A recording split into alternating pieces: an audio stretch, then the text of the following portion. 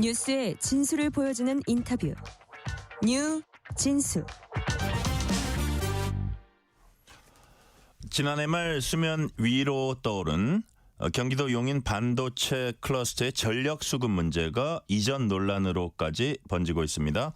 새만금으로 용인 반도체 클러스터를 이전하자는 주장과 이미 조성사업 시작된 국가산단 사업 지역을 이전할 수는 없다는 주장이 맞서고 있습니다. 뉴스레스터 K 인터뷰 코너에선 양측의 입장을 차례로 들어봅니다. 오늘은 먼저 새만금 이전 주장을 하고 있는 민주당 안호영 의원과 얘기 나눠봅니다. 지금 전화 연결돼 있는데요. 안호영 의원은 국회 기후에너지환경노동위원장을 맡고 있습니다. 자, 안호영 의원님 안녕하세요.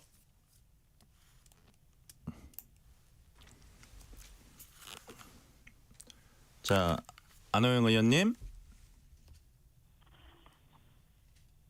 소리가 들릴 듯 말 듯. 이제 다 들립니다. 예, 안호영 의원님. 예. 자, 지금 지역구 쪽에 계신가요? 네, 그렇습니다. 그러시군요. 아이고, 이제 많이 지역구 현안도 많으실 텐데 이렇게 전화 연결해 주셔서 감사드립니다. 제가 감사하죠. 예. 연결 상태가 고르지 못했던 점 양해해 주시기 바랍니다. 자, 이제 질문을 드려볼게요. 용인 반도체 클러스터 조성 사업 2042년까지 용인 천인구 일대 777만 제곱미터 규모 시스템 반도체 특화 국가산단 조성하는 사업입니다. 현재 용인에 지금 단지를 조성하고 있습니다. 자, 김성환 기후에너지환경부 장관이 전력 문제 얘기하면서 논란이 이제 일어나기 시작했었거든요. 김 장관이 그 당시에 뭐 어떤 언급을 했었던가요? 그때 김성환 장관이 한 네. 방송에 출연해가지고요. 네네. 꼭 거기에 있어야 할지 지금이라도 지역으로 전기가 많은 쪽으로 옮겨야 되는 건 아닌지 고민이 있다. 이렇게 네. 얘기를 했죠. 네네. 그것은 이제 용인 반도체 클러스터가 전력에 불확실하다. 이런 문제를 지적한 거고요. 네네. 용인 반도체 클러스터가 최종 전력 수요가 약 15기가 정도인데요. 네. 지금 이제 공급 방안으로 9기가 정도 이렇게 좀 방안은 나와 있지만 네. 실제로 2030년까지 이 전력 공급이 안정적으로 될지 이게 좀 불투명한 상황이거든요. 네네. 왜냐하면은 거기에서는 자체적으로 생산하는데 그 한계가 있어서 결국 외부에서 송전솔로 변전소 깔아야 되는데 네. 이게 지금 이거 깔으려고 그러면 평균 한 13년 정도 걸린다는 거고 네. 또 동해안에서 수도권으로 이 송전솔로 해야 되는데 지금 그 변전소에서 하남 변전소인가요? 거기서 네. 좀 8년째 막혀 있고 또 알다시피 송전망 지나가는 곳마다 지금 주민 대책위가 반대 대책위가 전국적으로 지금 꾸려져 있거든요. 네. 그래서 이런 상황들을 종합해 보면 이게 제대로 그 공급되기가 쉽지 않다. 네. 이 교육보다 10년 이상 늦어질 가능성이 크다. 이런 것 때문에 그런 이제 장관의 네. 그런 고민. 그럴 것 같으면 아예 에너지가 있는 곳으로 산업을 재배치하는 게 낫지 않느냐. 네. 이런 그 고민을 얘기한 것 같습니다. 그래요. 자, 그리고 이제 뭐 안호영 위원장님께서는 또 이 부분 뭐 지역을 특히 또 생각하시고 그쪽 상황도 잘 아시고 하니까 전북 지역구시잖아요. 그죠? 네네. 네네. 그래서 그렇다면 지금은 이제 경기도 용인 지역에 뭐라 그럴까 좀 어려운 점 그 부분에 문제가 될 수 있는 점을 이제 얘기해 주셨는데 그렇다면 새만금으로 갈 경우에는 어떤 점들이 해소될 수 있습니까? 가장 큰 게 이제 전력일 것 같은데 전력부터 해서 뭐 입지라든지 뭐 어떻게 다릅니까? 이제 새만금 쪽으로 온다 그런다면 네네. 아까 제일 중요한 게 이제 전기와 물인데요. 네. 전기와 물을 해결할 수 있다. 예를 들어 지금 새만금 같은 경우에는 네. 뭐 전문가들 얘기를 들어보면 2년 이내에 약 4기가 정도의 그 전기를 네. 그 아리백 전기를 공급할 수 있다. 네. 이런 겁니다. 예를 들어서 이제 방치된 지금 농생명 용지가 있거든요. 네. 거기다 영농형 태양광을 깔면 지금 그 약 1년 반 정도의 1기가와트 정도, 네. 그래서 4기가 정도가 가능하다 이런 거고요. 또 농생명 용지, 또 수상 태양광 1단계가 또 1.2기가가 있어요. 예. 그런 것들을 합하면 약 3.7기가 정도. 그러니까 이제 4기가 넘게 네. 그 전기가 확보가 될 수 있다 이런 거고요. 네. 또 물 같은 경우에도 그 용담된 물들을 활용하면 충분히 그 물을 공급할 수가 있기 때문에 이게 송전망 기다리면서 수년 버티는 것보다 바로 전기 있고 물 있는 새만금이 현실적인 선택지다 이런 거죠. 그러니까 지금 말씀 들어보니까 아까 용인 같은 경우는 조금 더 규모가 커서 그런지 15기가 필요한데 막 9기가까지 그쪽에선 된다 그러는데 그것도 불투명하다 그런 취지로 말씀을 하셨잖아요. 그러니까 네네. 여기는 그만큼의 규모까지는 아니지만 어쨌든 뭐 어느 정도 요거보다 조금 작게 규모를 하더라도 그 전기를 공급하고 물을 공급하는 데는 그 지역은 새만금 지역은 문제 없다 이런 취지 말씀이시네요. 네네 그렇습니다. 네. 그래요. 자 그리고 그 물 전기 말고 다른 예상되는 어떤 뭐 문제라든가 그런 건 그리고 문제 이제 없겠습니까? 그것은 이제 새만금 지역이라는 곳이 네. 새로 개발되는 간척지이기 때문에 예. 거기서 생산된 그 전기를 바로 이제 그곳 공장 그쪽으로 공장에 오게 되면 네. 송전탑을 세우지 않고도 많이 세우지 않고도 바로 네. 직접 전기가 전기 공급이 가능하고 그리고 이제 또 그것은 아직 뭐 도시나 이런 것도 형성되지 않았기 때문에 네. 이제 그런 걸 둘러싼 갈등이 없는 거죠. 그리고 이제 이게 그 당장 경기도 지역의 지자체 용인에서 하는 거니까 아마 용인시 입장에서는 이제 뭐 이건 당연히 자기네가 하고 있는 거니까 해야 된다 이렇게 그런 입장일 거고 경기도도 마찬가지일 텐데 이게 지금 그렇다고 해서 뭐 그쪽하고 지금 얘기를 나누고 그럴 단계는 아니잖아요. 그러니까 일단 이쪽이 더 그 장점이 있다는 거를 그냥 대외적으로 주장하는 그렇죠. 단계입니까? 그렇죠. 이제 용인 반도체 클러스터가 갖고 있는 네. 그런 물과 또 전기에 리스크가 좀 있으니까 네. 그런 문제들을 제대로 이제 그 검증을 해보고 뭔가 해소책을 찾아야 된다 이런 거죠. 그래요. 국가의 반도체 산업을 제대로 지속 가능하게 육성을 네. 하려면은요. 네. 자, 야당인 국민의힘이 용인 산단 조선공사 현장 방문해서 비판의 날을 세웠습니다. 장동혁 국민의힘 대표는 수년에 걸쳐 기업 투자와 인프라 직접 투자 이루어지고 있는데 이제 와서 다 뒤집는 건 무책임하다 이렇게 이제 비판을 했어요. 그래서 제가 한번 이렇게 여쭤볼게요. 예를 들어서 지금까지 들어간 비용이 아마 제가 정확히 모르겠지만 상당할 겁니다. 그리고 이게 어떤 계획을 세워가지고 쭉 하고 있는 건데 이런 부분을 어쨌든 포기하고 다른 지역으로 옮기는 게 이제 대단한 모험인데 그 경제적인 어떤 그 손실을 상쇄할 수 있을 정도의 그게 이전이 그게 가능할까 이런 의문을 그 국민들이 가질 수 있을 것 같아요, 의원님. 예. 그거는 이제 네. 두 가지 측면에서 볼 수 있을 것 같아요. 이제 예. 첫 번째는 그 용인 반도체 클러스터에다가 그 SK가 이제 그 4개, 네. 삼성이 이제 6개 네네. 해골 공장을 지어서 총 10개의 공장을 짓겠다는 건데요. 예. 그 규모가 약 1000조를 들여서 해요. 그러면 이제 그 1000조를 들여서 수십 년에 걸쳐서 네. 그걸 공장을 했는데 만약에 중간에 물과 전기 문제 때문에 예. 제대로 이 반도체 산업을 운영하기가 어려운 사태가 벌어지면 정말 그 심각한 문제가 되는 거죠. 네네. 그런데 이제 지금 진행된 상황을 보면 SK 하이닉스의 경우에는 팩 공장 하나만 착공을 해서 내년 네네. 초에 예. 준공 예정으로 있고요. 예. 나머지들은 아직 그 진행이 안 되고 있습니다. 그리고 이제 삼성전자의 경우에는 아직 토지를 매입하는 네. 그런 그 협상 단계에 있기 때문에 아직 크게 진행된 거는 없죠. 네. 그런 점에서 보면 그 매몰 비용이라고 하는 것들이 물론 있겠지만 네. 앞으로의 어떤 리스크에 비하면 그렇게 큰 것은 되지는 않죠. 네, 그래서 의원님 말씀은 그런 어떤 비용 부분을 뭐 이제 정확히 잘 모르면 걱정하고 이거 너무 세금 낭비 아니야 이렇게 하실 수 있겠지만 그런 부분이 생각보다는 앞으로 이렇게 이전으로 인해서 그것을 상쇄할 가능성도 없지 않다 그런 취지의 말씀이시네요. 그렇죠. 만약에 이제 그걸 그대로 했을 때 아까 말씀드린 것처럼 네. 몇백 조의 돈을 들여서 그거를 반도체 공장을 지었는데 네. 만약에 실제로 용수 공급이 제대로 안 되거나 네. 또 전기 공급이 제대로 되지 않아서 상당 정도 지연되고 그럼 불확실한 상황이 되면 네. 그로 인한 손실은 뭐 이루 말할 수가 없는 것이죠. 그래요. 자, 그런 취지의 말씀이시고요. 이재명 대통령 신년 기자회견에서 이제 기자들이 여기에 관련된 질문을 했어요. 그랬더니 이 대통령이 정부가 호남으로 옮기겠다고 한다고 옮겨지겠는가 그렇게 마음대로 되지 않는다. 요 정도 이제 그 언급을 했거든요. 그랬더니 그렇죠. 주요 언론들은 이 대통령이 이전 주장을 일축했다. 이렇게 이제 그 취지의 보도들을 하더라고요. 그래서 우리 위원장님, 의원님이 보시기에는 이재명 대통령의 언급 어떤 그 뜻이었다고 지금 해석을 하고 계십니까? 이제 표면적으로 보면 뭐 그렇게 볼 수도 있지만, 네, 제가 봤을 때는 이제 그런 뜻이 아니고, 네, 이거는 말하자면 논의를 예, 어떤 논의의 방향을 어떻게 해야 될 것인지 이렇게 짚어준 거다. 저는 그렇게 봐요. 정부가 마음대로 기업을 옮길 수 없다 한 건 당연한 얘기입니다. 네네. 그런데 거기에다 그런 또 질문을 했잖아요. 이 수도권에다가 그곳에다가 예, 그런 한다고 했을 때 전기나 예, 물이 계속적으로 공급이 될 수 있냐.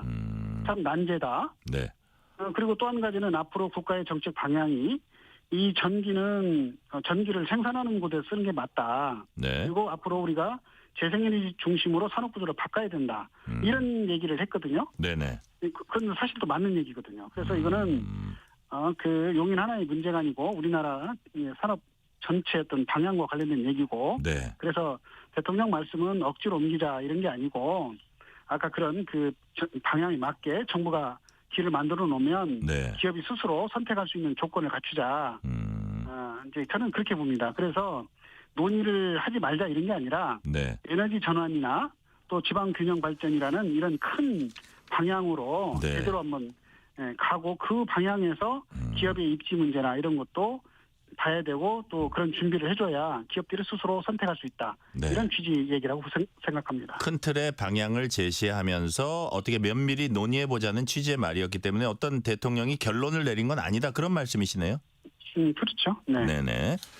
자, 그리고 이제 결국 이 논란의 시발점이 이제 전력 문제였잖아요. 그래서 네네. 산단 가동에 지금 용인 기준으로 했을 때 아까 말씀하신 대로 15기가 용량 전력 필요하다 뭐 이런 얘기가 있는데 이전 논란을 떠나서 전력 문제 해결 이게 우리 국가적으로 되게 중요한 문제인데 자, 어떤 해결 방안이 있다고 보십니까? 사실 그 용인 산업단지 전력 문제 같은 경우가 네. 해결 방안이 있다고 그러면 이렇게 왜 고민들을 하겠습니까? 난제라 이거죠, 난제. 네, 예. 실제로 거기가 지금 그 15기가 정도의 전력이 필요한데 네. 그곳에서는 그건 생산은 못하고 그런다고 거기다가 뭐 그곳에 생산하려면 원전을 10개 이상의 원전을 지어야 되는데 네. 그럼 사실 어렵지 않습니까?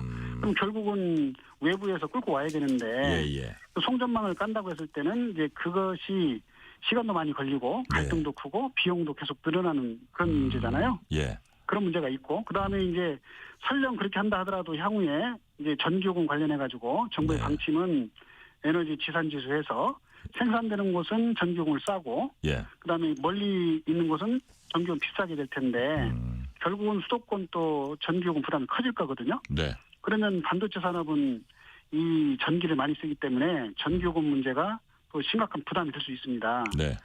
그래서 이제 이게 참 해결하기 어려운 난제라는 거죠. 그렇다면 예.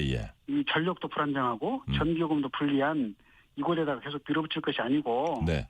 이 전력이 공급이 가능하고 비용도 저렴한 이런 구조로 우리가 좀 다시 고민을 해봐야 되는 거 아니냐. 다시 네. 말해서 지방에서 이제 주로 재생에너지 생산되니까 예.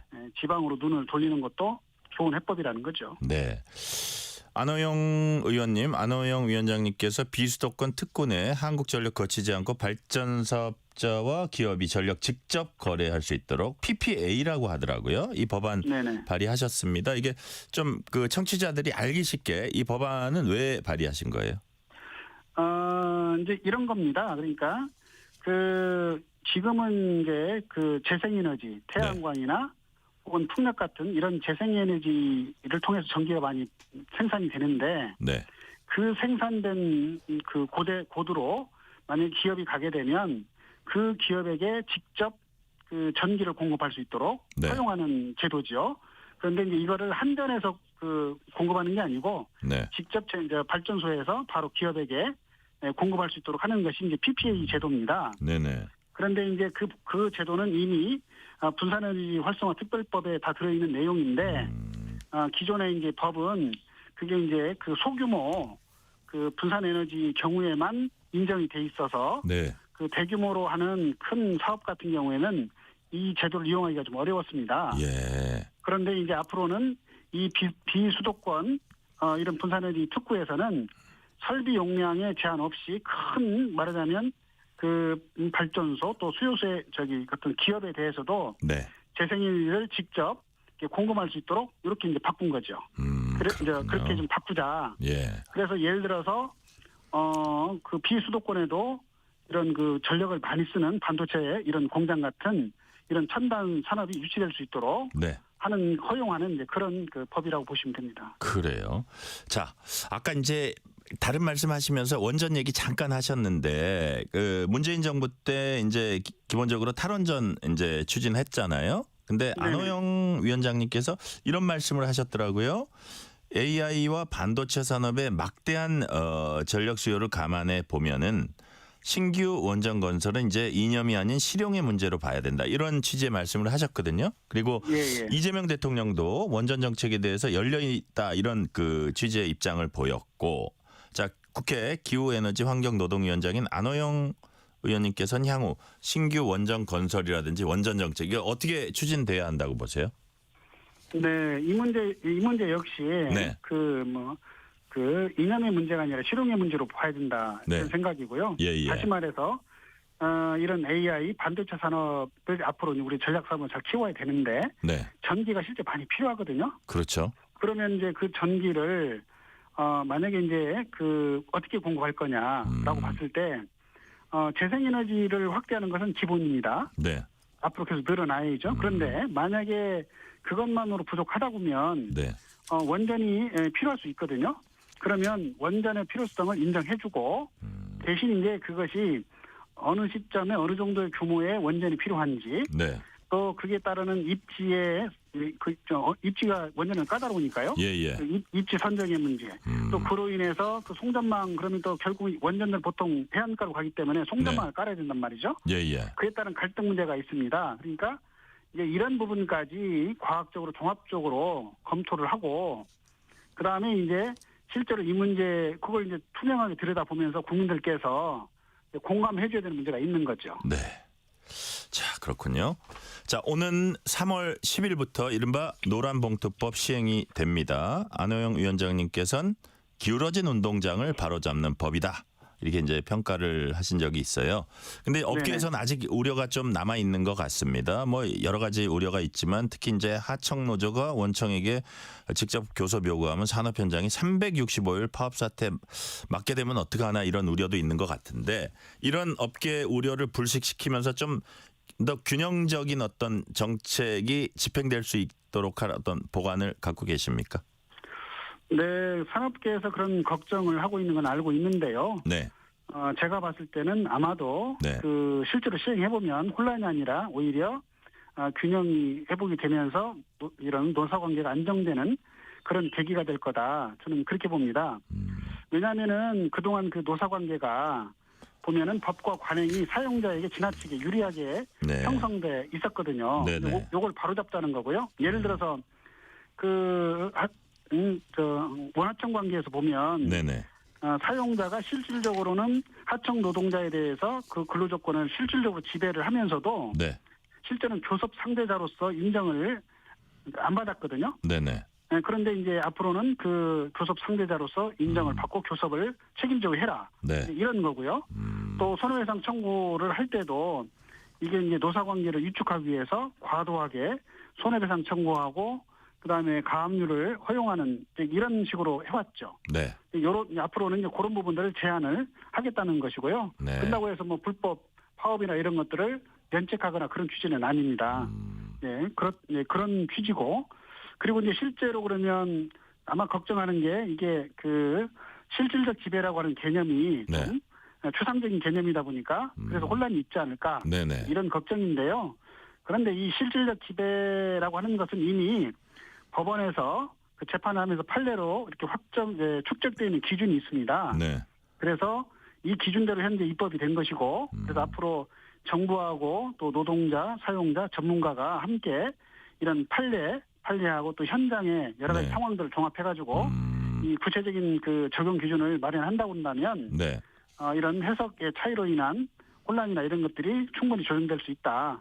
저는 그렇게 봅니다. 네, 머지않아서 이게 안정화되고 이게 정착될 것이다라는 취지의 말씀이시네요. 네네네. 자, 정년 연장 문제도 뜨거운 감자입니다. 노동계는 정년 연장 약속을 지켜라면서 어떻게 보면 이재명 정부에게 청구서 내밀고 있고요. 민주당 정년 연장 특위도 이달 새해 첫 회의 열 예정이라고 해요.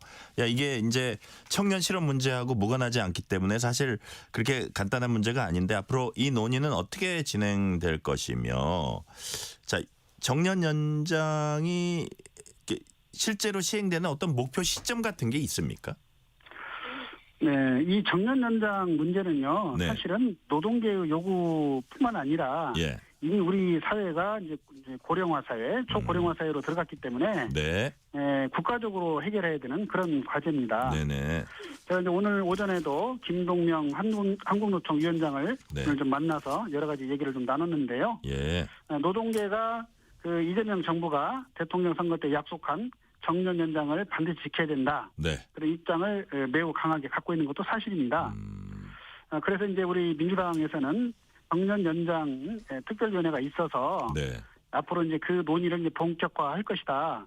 이렇게 보시면 될 것 같고요. 다만 이 정년 연장이라고 하는 것이 단순하게 네. 나이를 늘리는 문제가 아니고, 그러면 이제 고령층 같은 경우에 정년이 연장이 되면 일자리를 어떻게 네. 설계할 거냐, 직무를 그대로 할 거냐, 그리고 그런 문제, 그 다음에 청년 고용과 무관하지 않기 때문에 네. 이 청년 고용의 대책은 또 어떻게 할 거냐, 그 다음에 이런 그 직무라든가 능력에 따라서 또 임금 체계 부분 또 어떻게 할 거냐, 네. 이런 문제들을 통합적으로 좀 논의가 필요하지요.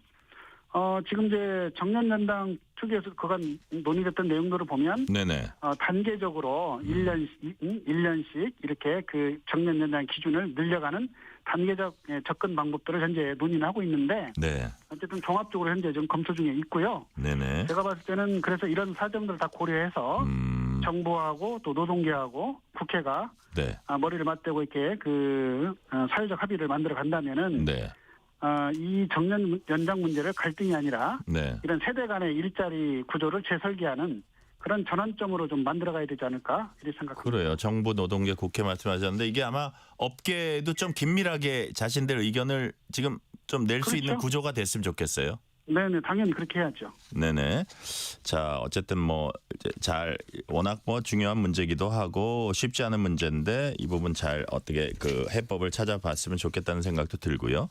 자, 위원장님, 그 우리가 지난번에 이제 국정감사 때도 보고 그 이후에 이제 국회에서 이제 벌어진 일들 중에 쿠팡의 국민 무시, 국회 무시, 여기에 대해서 이제 많은 국민들이 좀 놀라기도 하고 좀 분노하기도 하고 그랬던 것 같아요. 그래서 여러 가지 이제 문제점이 있고 했는데 그 열악한 근무 실태랄까 이런 부분도 이제 도마 위에 올랐었잖아요. 그래서 그렇습니다. 이게 이제 그 고용노동부 차원, 정부 차원에서도 어떤 대응 방안 마련하겠습니다만 국회 상임위 차원에서 기후에너지환경노동위원회가 되겠죠.